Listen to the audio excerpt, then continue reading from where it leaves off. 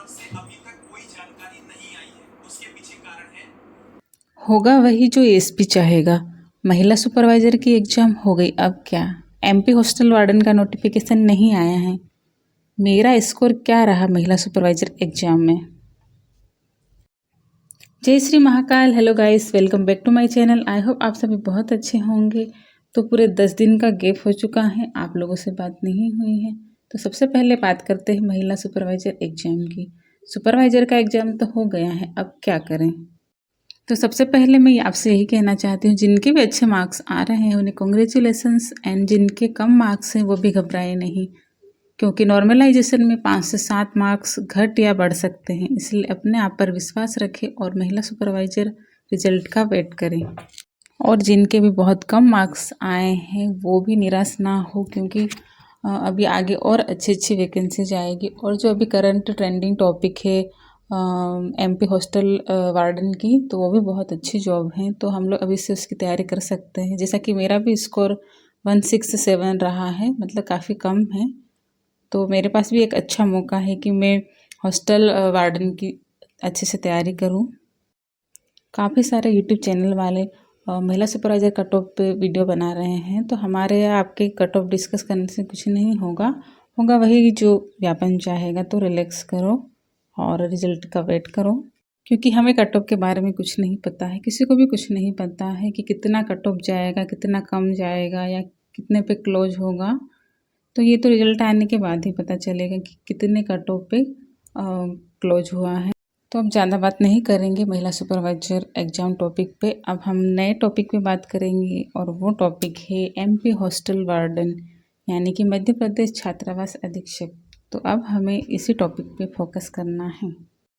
तो मैंने तो अपने आप को पूरी तरह से रेडी कर लिया है हॉस्टल वार्डन की प्रिपरेशन के लिए। तो इसीलिए मैंने आज यूट्यूब पे हॉस्टल वार्डन से रिलेटेड काफ़ी सारे वीडियो देखे। खासकर मैंने विनस इंस्टीट्यूट सत्यादि शर्मा और केजीएस की हॉस्टल वार्डन से वैकेंसी से रिलेटेड वीडियो देखी। काफ़ी सारे वीडियो देखने के बाद ये तो कंफर्म हो गया है कि वैकेंसी तो आएगी, पर कब आएगी ये किसी को भी पता नहीं है। हॉस्टल वार्डन से रिलेटेड जो भी डॉक्यूमेंट सर्कुलेट हो रहा है यूट्यूब पे, वो नोटिफिकेशन नहीं है।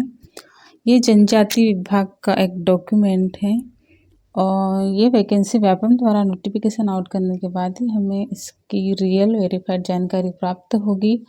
अभी ये एक डॉक्यूमेंट है जिसके बारे में हमें कुछ नहीं पता है, और ना ही किसी तरह से कोई सिलेबस का पता है। फिर भी हम अनुमानित सिलेबस द्वारा एमपी हॉस्टल वार्डन की तैयारी कर सकते हैं, क्योंकि जब नोटिफिकेशन आएगा तब हमारे पास उतना टाइम नहीं होता है। मध्य प्रदेश छात्रावास अधीक्षक में टोटल 4 पद हैं, और जिनकी ग्रेड भी बहुत अच्छी हैं। पहला पद है सहायक संचालक, और दूसरा है महाविद्यालयीन छात्रावास अधीक्षक, और तीसरा है सीनियर छात्रावास अधीक्षक, और चौथा पद है जूनियर छात्रावास अधीक्षक। तो जो सहायक संचालक है उसमें शायद पदों की संख्या 20 है, और जो महाविद्यालयीन छात्रावास अधीक्षक हैं उसकी है 369 टोटल पोस्ट, और जो सीनियर छात्रावास अधीक्षक हैं उसकी टोटल पोस्ट हैं 2736, यानी कि 2736। ठीक है। और जो जूनियर छात्रावास अधीक्षक उसकी टोटल पोस्ट संख्या है 1965। ठीक है। और जो सहायक संचालक है उसका ग्रेड पे है 5400, और जो महाविद्यालयीन छात्रावास अधीक्षक पोस्ट है उसका ग्रेड पे है 3600, और जो सीनियर छात्रावास अधीक्षक पोस्ट है उसका ग्रेड पे है 3200, और जो जूनियर छात्रावास अधीक्षक हैं उसका ग्रेड पे है 2400।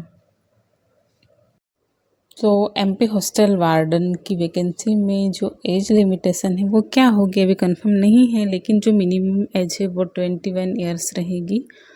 21 ईयर्स कंप्लीट होने के बाद ही फॉर्म फिल कर सकते हैं। और इसकी क्वालिफ़िकेशन की बात करें तो क्वालिफ़िकेशन है जो सहायक संचालक हैं उसका स्नातक, और जो महाविद्यालयीन छात्रावास अधीक्षक हैं उसका है पोस्ट ग्रेजुएट, और जो सीनियर छात्रावास अधीक्षक है उसका भी स्नातक ही मांगा है इसमें। और जो जूनियर छात्रावास अधीक्षक है इसमें हायर सेकेंडरी यानी कि 12th पास।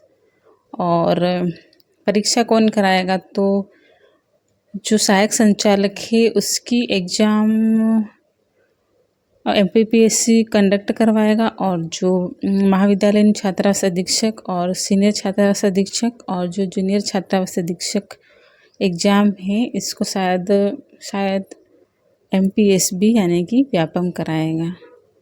तो हमने देखा MP हॉस्टल वार्डन में कौन कौन सी पोस्ट हैं और पोस्ट संख्या कितनी है और उनके क्या ग्रेड पे हैं, क्या एज लिमिटेशन है, और उनकी क्वालिफ़िकेशन देख ली हमने सारी पोस्ट की। और इसमें जो है कौन सी पोस्ट का कौन एग्ज़ाम कंडक्ट कराएगा ये भी हमने देख लिया। तो अब सवाल है सिलेबस का। तो सिलेबस हम लोग कहाँ से लें, क्योंकि हमें अभी से एग्ज़ाम की तैयारी करनी है और हमें मतलब अभी व्यापम से किसी तरह का कोई भी नोटिफिकेशन नहीं आया है। जब तक नोटिफिकेशन नहीं आएगा तब तक हमें जो रियल सिलेबस क्लियर पता नहीं चलेगा। तो हमें तैयारी अभी से करनी है, तो हम सिलेबस कहाँ से लें। तो मैंने यूट्यूब पे सारे वीडियोस देखे हैं और मैं फाइनली वीनस इंस्टीट्यूट के यूट्यूब चैनल पे उनका वीडियो देखा। तो मैंने जो सिलेबस है हॉस्टल वार्डन का वो मैंने वीनस इंस्टीट्यूट से लिया है। तो जिसमें है MP GK और general awareness, reasoning, maths, ICT, POCSO act, Hindi and English. और अभी जो हमने महिला सुपरवाइज़र में टॉपिक पढ़ा है CDP, और जो व्यापम का हमेशा से फेवरेट टॉपिक रहा है मैनेजमेंट। जो आजकल की जो भी व्यापम की एग्ज़ाम्स है उसमें मैनेजमेंट टॉपिक्स तो पूछा ही जा रहा है। तो ये एग्ज़ाम MP की है तो MP GK तो इसमें पूछा ही जाएगा। और जैसे कि हर एग्ज़ाम में आजकल रीजनिंग और मैथ्स तो पूछा ही जा रहा है, तो इसमें मैथ्स और रीजनिंग भी करनी है। और ICT इसमें इंफॉर्मेशन एंड कम्युनिकेशन टेक्नोलॉजी यानी कि कंप्यूटर से रिलेटेड, तो कंप्यूटर भी अभी हम लोगों ने पढ़ा ही है। और पॉक्सो एक्ट भी अभी हम लोग पढ़ चुके हैं महिला सुपरवाइज़र में, और CDP भी हम लोग पढ़ चुके हैं, और मैनेजमेंट भी। तो इसमें ये जो टॉपिक है हमने महिला सुपरवाइज़र में पढ़े हैं तो थोड़ा सा अलग होगा, बाकी तो सेम ही रहेगा। और अब बात करते हैं नया टॉपिक क्या है इसमें हॉस्टल वार्डन में। तो जो नया टॉपिक है इस सिलेबस में वो है हमारे लिए MP GK और जनरल अवेयरनेस, और इसमें हिंदी और इंग्लिश। तो व्यापम की बाकी एग्ज़ाम्स की बात करें तो उसमें MP GK तो रहता ही है, और रीजनिंग मैथ्स भी रहता है। आजकल कंप्यूटर टॉपिक भी कंपलसरी कर दिया है, और मैनेजमेंट भी। तो हमें कुछ ज़्यादा एफर्ट्स नहीं लगाने पड़ेंगे, क्योंकि इसमें से कुछ टॉपिक है जो हम पढ़ चुके हैं महिला सुपरवाइज़र में, और कुछ टॉपिक हमें पढ़ना है। तो अभी कंफर्म नहीं है कि MP हॉस्टल वार्डन में यही सिलेबस रहेगा, यही टॉपिक रहेंगे। इसमें से एक दो कुछ हट भी सकते हैं, या फिर कुछ टॉपिक हैं जो इसमें ऐड भी हो सकते हैं। ये हमें MP हॉस्टल वार्डन का जो है नोटिफिकेशन आने के बाद ही पता चलेगा कि उसका क्या क्या सिलेबस रहेगा। तो अब हम डेली एक एक टॉपिक इस सिलेबस से पिक करेंगे और उन टॉपिक्स पे डेली प्रिपरेशन करेंगे। तो आज काफ़ी सारी बातें कर ली हमने, वीडियो काफ़ी लेंदी हो गया है। तो अब मैं आपके लिए अगला वीडियो लेकर आऊँगी।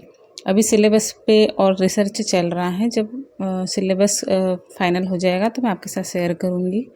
और आज के लिए इतना ही। अगर आपको मेरा वीडियो अच्छा लगा तो इस वीडियो को लाइक, शेयर और सब्सक्राइब ज़रूर करें।